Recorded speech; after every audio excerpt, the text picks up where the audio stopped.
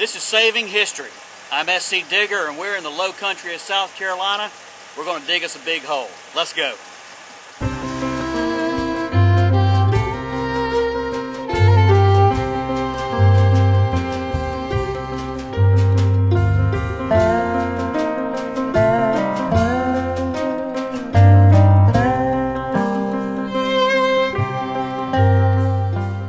Welcome to Saving History. I'm SCdigger, and with us today I've got my good friend Horse Soldier. We're in the low country of South Carolina digging out an 1800s trash pit today.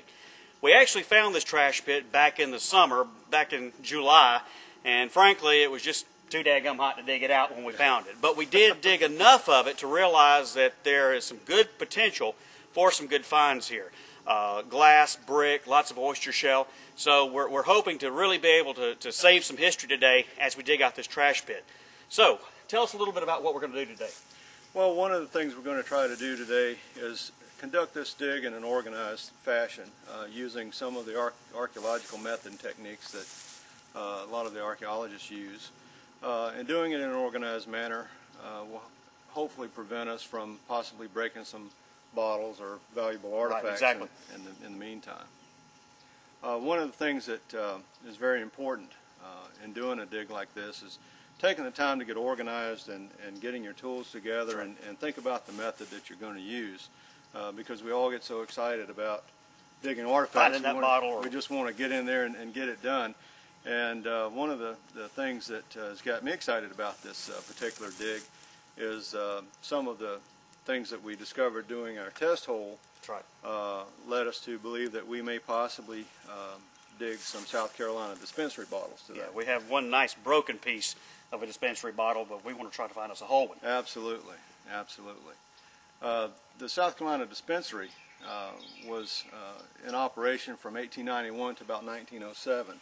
So that'll kind of give you a timeline of where we're at for the trash pit. So late 1800s, right around turn of the century. Right. Of course, as we get down deeper into the trash pit, could turn out to be even older than that. That's correct, yeah. So as we go through the day, what we're going to do is we're going to show you some of the methods we're going to use as far as digging out the trash pit, as well as some of the tools that we use to do this. So I hope you enjoyed today's show. Glad to be here. Thanks. Okay, as you can see, we've got a lot of stuff with us today as we get ourselves ready to dig out this trash pit.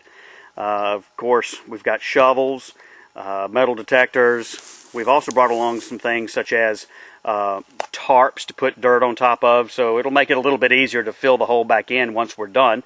We've also brought a sifter along with us that will sift the dirt as we go along to try to pick up any small items that may be there that we may miss with either seeing it with the eyeball or finding it with the metal detector.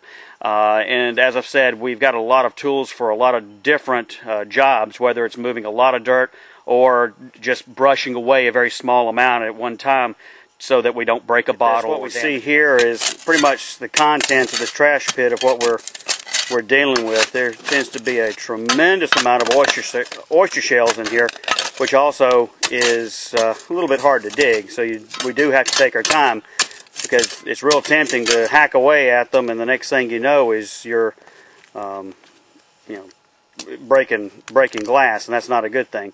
What we're trying to do at this point is get to the bottom of the trash pit, and once we get to the bottom, we'll work our way out and try to find one of the sides. And then once we do that, we've got a good idea of where the trash pit's going. All right, what we've been doing is, as we've been filling, digging out the hole, we've been filling up our buckets with the dirt so that we can go through them and sift them carefully to make sure that we're not missing any small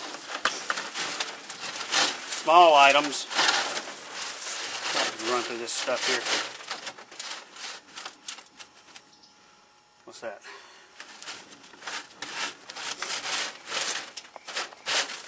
Small items that either the metal detector might pick up or we miss by pulling out in a shovel full of dirt.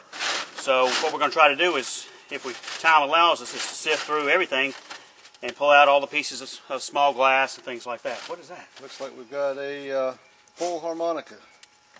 Well, that's pretty cool. Both pieces of the soundboard Plus, you can still see some of the middle. the Now, that's wood or pretty wild cardboard because in between. every harmonica I've dug has just been the one of the reed pieces. So see if you can see that we just pulled out of there. It's both sides and pieces of a harmonica there. Well, that's a pretty cool find. That's a keeper.